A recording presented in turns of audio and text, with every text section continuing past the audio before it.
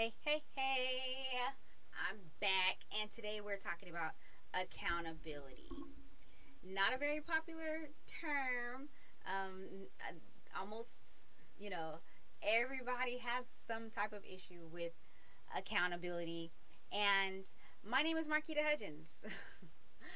Today, on The Voice Behind the Voice, episode 17, I want to help you to understand what accountability really is and some ways that you can hold yourself, some ways that you can help yourself become more accountable, and how to approach someone else when it comes to holding other people accountable.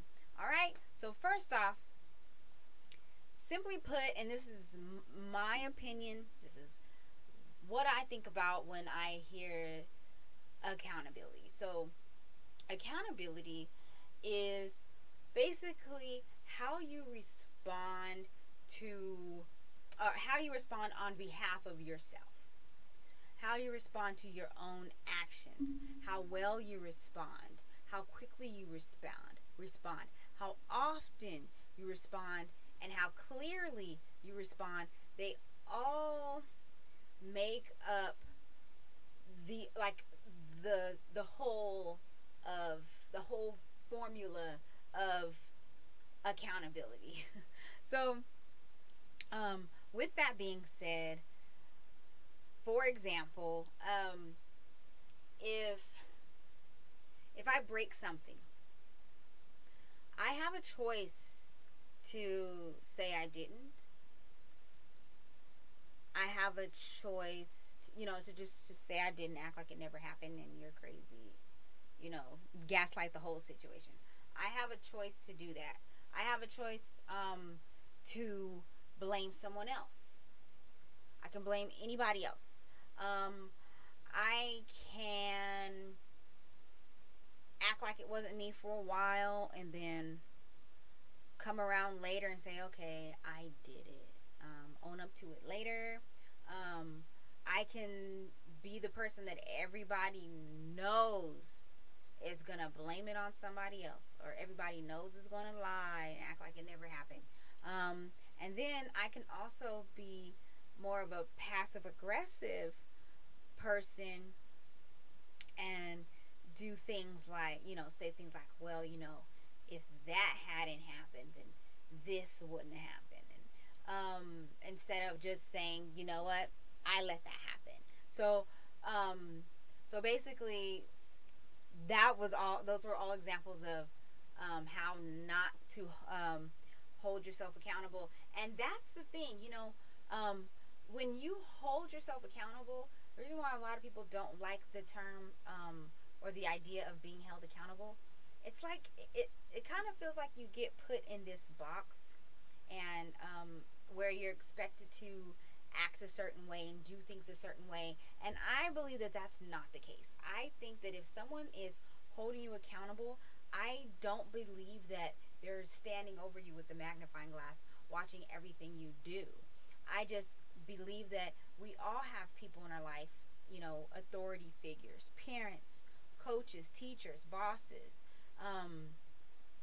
co-workers, partners, who we should allow to hold us accountable because it helps us to grow. And like I said, they're not standing over you with the magnifying glass. If they're like micromanaging you, then you should do your best to try to get out of that situation. But not standing over you, observing every little mistake that you make, but someone who can help you say, or basically teach you how to hold yourself accountable. And that's kind of where we go wrong, because so many of us have experiences with bad management, and people who abuse their authority, and it puts us in a situation where it's like, well, I don't want any authority, it just messes it up for everybody. But it really just messes it up for you, because if you get to a point where you no longer want to hold yourself accountable and you don't want to be in a situation where someone is holding you accountable, that that is really going to mess you up, especially like in my position where like on the road. I'm not I want so badly to call myself an entrepreneur. I am truly an entrepreneur, but I feel like I have so far to go before I can say that I have the ultimate entrepreneur mindset, right? And I believe that the first thing, one of the very first things to be an entrepreneur is being able to hold yourself accountable. When you get to a point where you don't need a boss holding you accountable, like you got this, you got it figured out. Not got it figured out, but you got it figured out enough to where you can manage your own thing and you don't need somebody who is signing your checks for you. When you get to that point, I feel like that's entrepreneurship. And sorry, it just felt so good to just scratch right there. Okay, so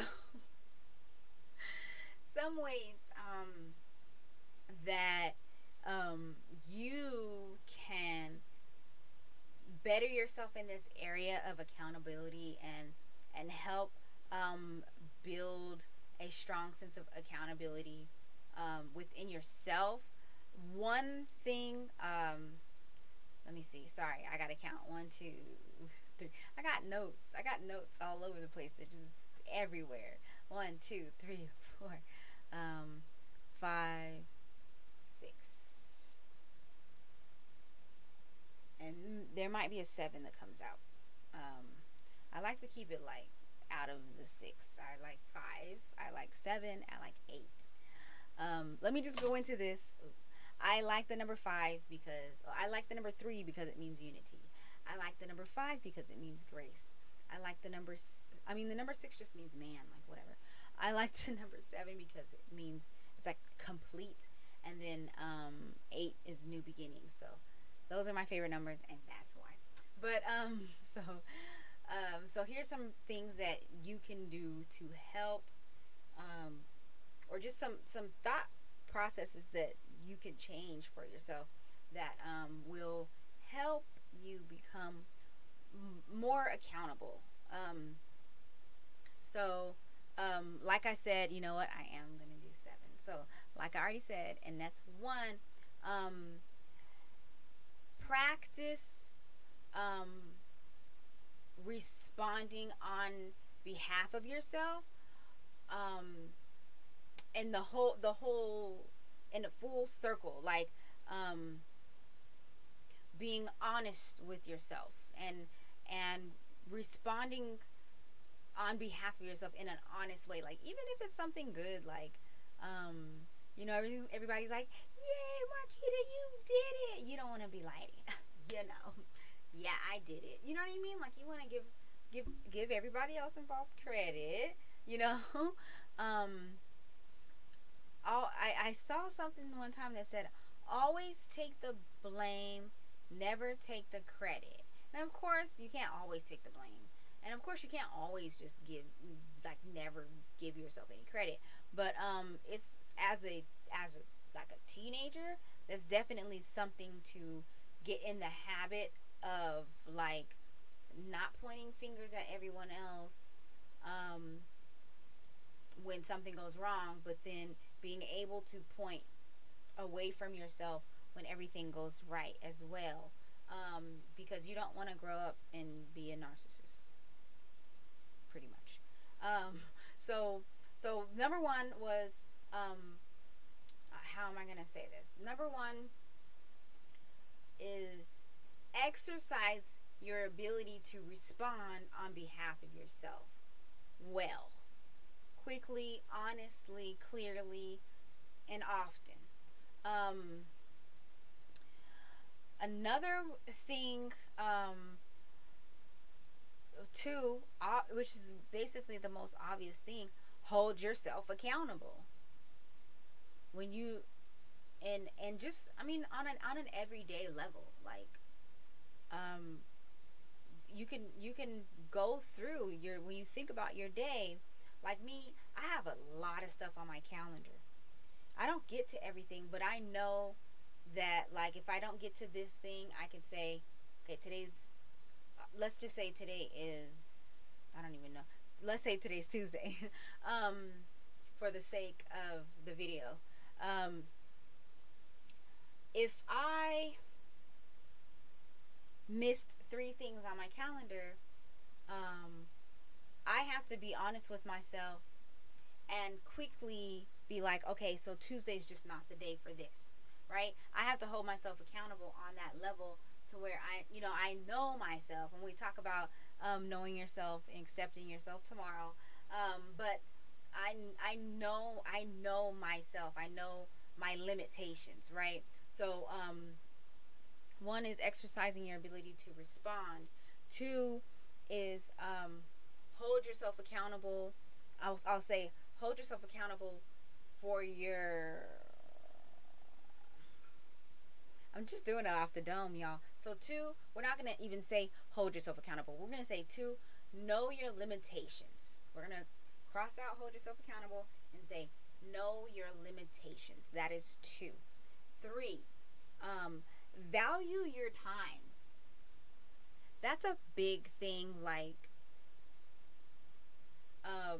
going back to like the calendar thing. I have to be able to say, you know what, look, so I couldn't do that between 12 and 1 because I was too busy feeding my children. Like, valuing your time isn't just something you talk about when somebody's late to an appointment. You're like, oh, they just have no consideration for other people's time. I mean, value your time as in know what your priorities are. And like I said, also that goes in with knowing your limitations, because you know how much you can handle. You know how much you can put on your plate. You know how much you can put on your schedule. And you value your time, because if you have a meeting at 12, now you value your time. It's not really about their time, but you know you got to get to that meeting before 12 because you really want it to end before 1 so you can have more time to do other things. And then, so exercise your ability to respond. Know your limits. Value your time. Focus on your strengths. That is number 4. Don't spend so much time like self-loathing and feeling bad for yourself and throwing a pity party. Focus on your strengths. Focus on the strong points, because, just like knowing your limitations,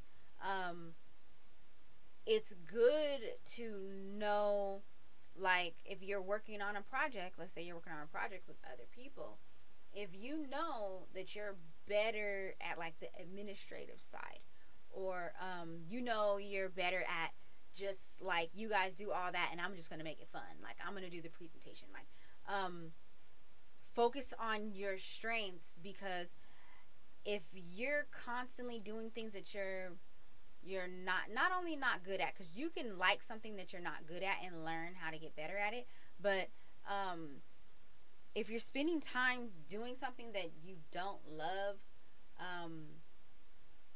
or it's like you're so bad at it that you just can't stand it, you're wasting your time, and you're really messing up the whole project for everybody. So that was 4.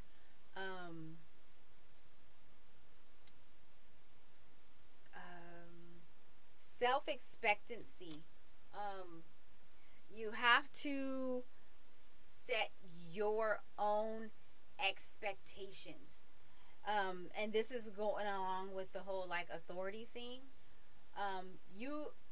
And I talk about this a lot in the next couple of days, about spending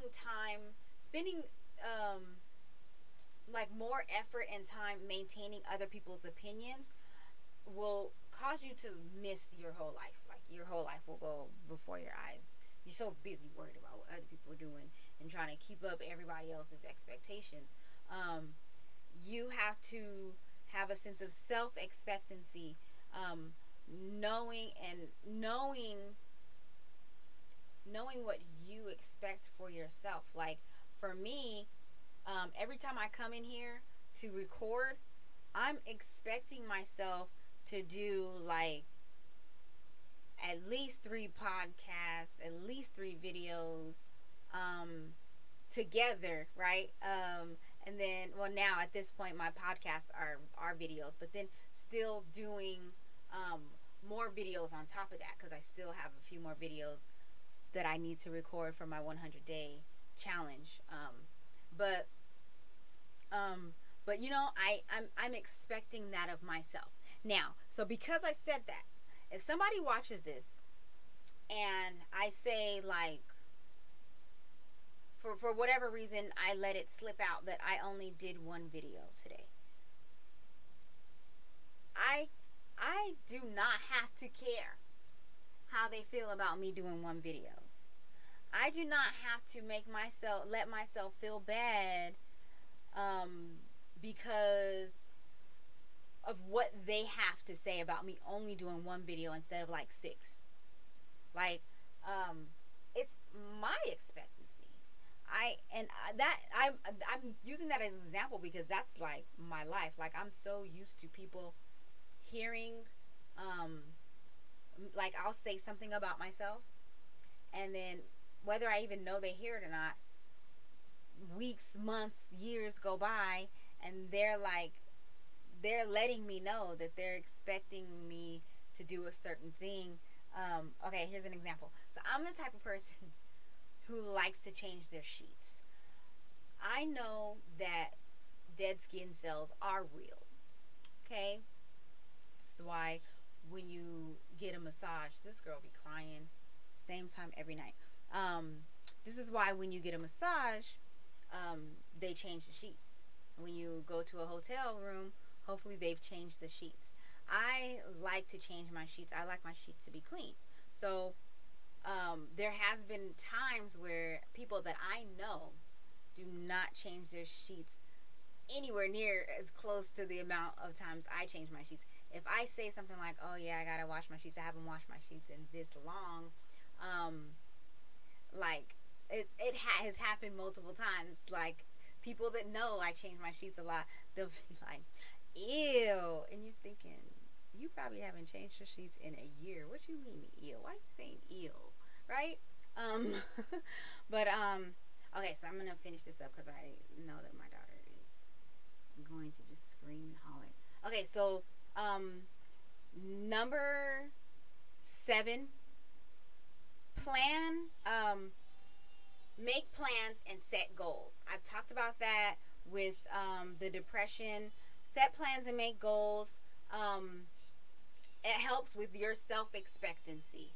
And it helps because if you just so happen to miss this goal, that's a part of you exercising how to respond and setting your limits and focusing on your strong points. Number 8 is understand and accept consequences. That's a big thing. Once you get to a point in your life where you can understand that everything you do has a consequence and you can accept the consequence, you've basically become a master at holding yourself accountable. All right, and then the last thing I want to say is that when you are in a situation where you have to hold someone else accountable, the Bible says that you are to be gentle. Okay? Have the grace that you want to receive. Don't be judgmental in a way where you just write them off. Like, or you just make them feel like they're so horrible that they don't even want to do it, that they write themselves off. Be gentle. Do not be judgmental.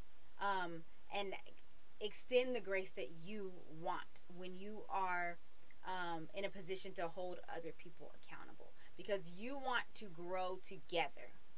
All right, so that's it for me. I'll see you guys tomorrow, and we will be talking about authentication for the next 2 days.